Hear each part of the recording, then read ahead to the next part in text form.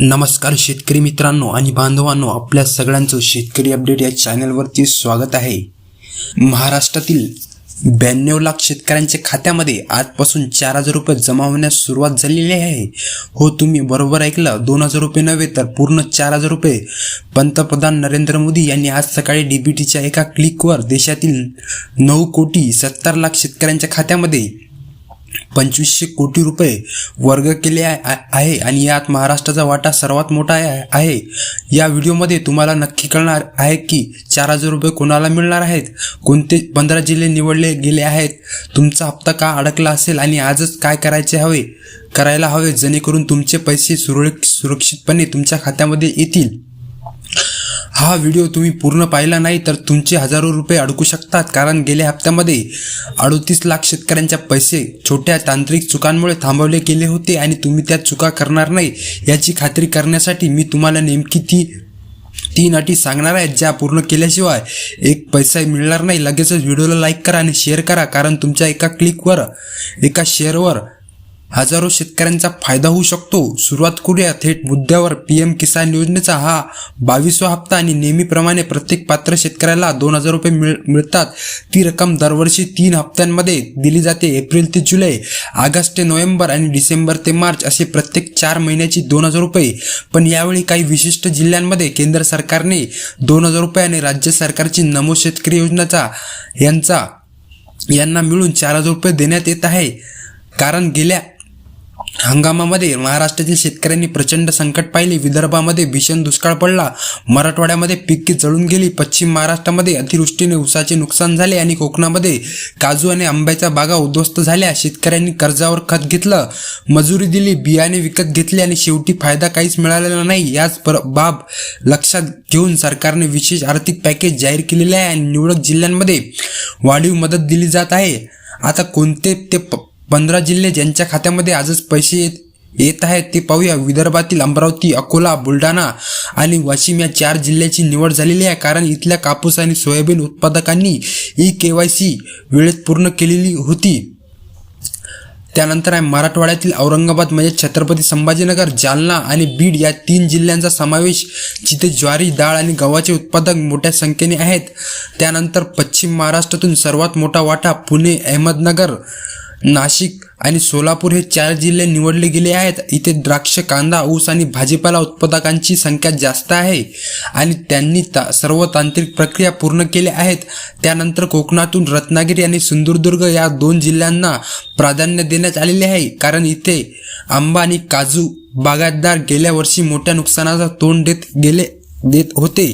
त्यानंतर आहे उत्तर महाराष्ट्रातून धुळे आणि नंदुरबार या 2 आदिवासी बहुल जिल्ह्यांचा समावेश करण्यात आलेला आहे, जिथे लहान आणि सीमांत शेतकरी मोठ्या संख्येने आहेत. जर तुमचा जिल्हा या यादीमध्ये नाही तर निराश होऊ नका, कारण 24 फेब्रुवारी 2026 रोजी नमो शेतकरी महासन्मान निधी योजनेचा 8वा हप्ता राज्यभरातील सर्व पात्र शेतकऱ्यांना मिळणार आहे. त्यात प्रत्येकाला 2,000 रुपये जमा होतील. काल राज्य मंत्रिमंडळाची बैठक झाली, ज्यात एकनाथ शिंदे, देवेंद्र फडणवीस आणि या बैठकीमध्ये प्रलंबित असलेल्या नमो शेतकरी योजनेच्या 8व्या हप्त्यावर शिक्कामोर्तब करण्यात आलेला आहे.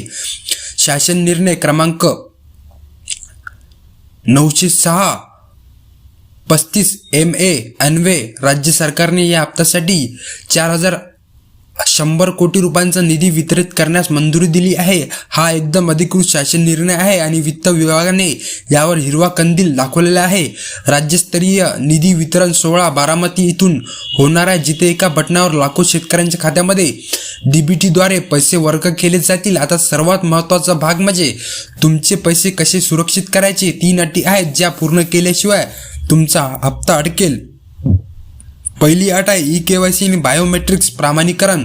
तुमचा आधार कार्ड तुमच्या मोबाईल नंबरशी जोडलेला असणे गरजेचे आहे. जेव्हा तुम्ही कुठेही OTP घेता तेव्हा तो तुमचा नंबर येतो का हे तपासा. जर नाही तर जवळच्या CSC सेंटरवर म्हणजेच कॉमन सर्व्हिस सेंटरवर किंवा जनसेवा केंद्रावरून जाऊन अंगठ्याचा ठसा देऊन KYC पूर्ण करा. यात फक्त 30 ते 50 रुपये खर्च येतो, पण तुमचे 4,000 रुपये सुरक्षित होतात. गेल्या हप्त्यामध्ये महाराष्ट्रातील 23 लाख शेतकऱ्यांचे पैसे फक्त यामुळेच अडकलेले होते. लँड सीडिंग तुमच्या 7/12 उतारावरील जमिनीची माहिती सरकारच्या पोर्टलवर अपडेट असणे गरजेचे आहे.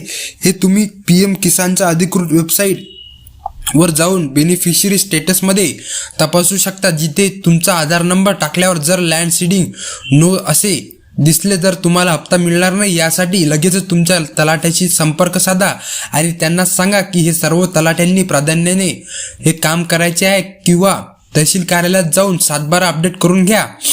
त्यानंतर आहे आधार बँक लिंकिंग आणि DBT सक्रिय करणे. अनेक शेतकऱ्यांचे बँक खाते आधार कार्डशी जोडलेले असते पण DBT सक्रिय नसते. DBT म्हणजे डायरेक्ट बेनिफिट ट्रान्सफर, जे सरकार थेट तुमच्या खात्यामध्ये पैसे टाकण्यासाठी वापरते. बँकेत जाऊन विचारा की माझे NPCI मॅपिंग झाले आहे किंवा DBT सक्रिय आहे का हे सांगा. बँक कर्मचारी 5 मिनिटांमध्ये करून देतात. जर तुमच्या बँक खात्यामध्ये निष्क्रिय असेल किंवा गेल्या 6 महिन्यामध्ये व्यवहार झाला नसेल तर एकदा पासबुक छापून घ्या, म्हणजेच खाते सक्रिय होईल. काही शेतकऱ्यांना आज संध्याकाळपर्यंत मेसेज येईल आणि काहींना उद्या आणि परवा येईल, कारण 92 लाख खात्यामध्ये एकाच वेळी पैसे वर्ग करण्या DBT सिस्टमला 48 तास लागतात मित्रांनो. एकदा इथे लक्षात घ्या मित्रांनो की 3 दिवसानंतरही पैसे आले नाहीत आणि स्टॅटस पेमेंट फेल्ड किंवा पेंडिंग असे दाखवत असेल तर PM किसान हेल्पलाईन 155261 वर कॉल करा किंवा pmkisan.ict@government.in या ईमेल ID वर तक्रार नोंदवा. तुमच्याकडे तुमचा आधार नंबर, बँक खाते नंबर आणि नोंदणी नंबर तयार ठेवा. त्यानंतर महत्त्वाची माहिती तुम्हाला सांगतो.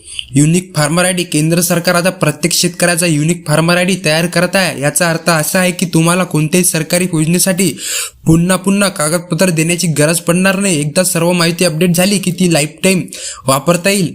त्यानंतर रेशन कार्ड धारकांसाठी लाभ. ज्या शेतकऱ्यांकडे पिवळे किंवा केशरी रेशन कार्ड आहे त्यांना आता फक्त धान्यच नाही तर खात्यावर अतिरिक्त सवलत, बियाणावर सबसिडी आणि सोलार पंपवर प्राधान्य मिळणार आहे. हे सर्व लाभ लवकरच जोडले जाणार आहे मित्रांनो. त्यानंतर आहे सरकार लवकरच एका मोबाईल ॲप लॉन्च करणार आहे जिथे तुम्ही तुमचा स्टॅटस बघू शकाल मित्रांनो. त्यानंतर आहे सर्व प्रक्रिया आता डिजिटल आणि पारदर्शक होत आहे मित्रांनो. आज दुपारपासून महाराष्ट्रातील 15 जिल्ह्यातील शेतकऱ्यांच्या खात्यामध्ये 4,000 रुपये जमा होण्यास सुरुवात झालेली आहे आणि 24 फरवरी रोजी राज्यभरातील सर्व पात्र शेतकऱ्यांच्या खात्यामध्ये नमूद शेतकरी योजनेचा 8वा हप्ता मिळणार आहे. तुम्ही या 3 अटी आजच पूर्ण करा. EKYC, लँड सीडिंग, DBT प्रक्रिया, DBT सक्रिय करणे यातही एकही अट चुकली तर तुमचा हप्ता अडकेल मित्रांनो. गेल्या वेळी 38 लाख शेतकऱ्यांचे पैसे अडकले होते आणि त्यांना मिळण्यासाठी महिनाभर लागला. तुम्ही ती चूक करू नका. आत्ताच PM किसानच्या वेबसाईटवर जा, तुमचं स्टॅटस तपासा आणि काही अपूर्ण दिसले तर लगेचच कारवाई करा. हा व्हिडिओला जोरदार लाईक करा मित्रांनो. तुम्ही जर चॅनलला नवीन असाल तर चॅनलला सबस्क्राईब करून टाका, जेणेकरून महत्त्वाची अपडेट तुमच्या लवकरात लवकर पोहोचेल मित्रांनो. व्हिडिओ आवडला असेल तर व्हिडिओला लाईक करा, शेअर करा आणि चॅनलला सबस्क्राईब करणं विसरू नका. बाजूला बेल नोटिफिकेशनला ऑनवर सेट करा, जेणेकरून महत्त्वाची अपडेट तुमच्यापर्यंत लवकरात लवकर पोहोचेल मित्रांनो. धन्यवाद. जय हिंद, जय जवान, जय महाराष्ट्र.